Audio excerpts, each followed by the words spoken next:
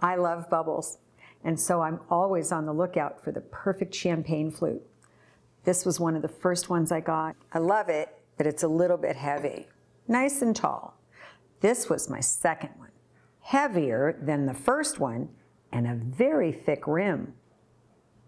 This was getting better. It was a little bit more slender, a little bit better, but still not quite the perfect mouthfeel for me.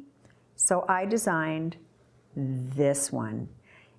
It's long, it's graceful, it's delicate, thin stem, but in particular, very thin crystal rim, which is perfect when you're drinking your favorite bottle of bubbles.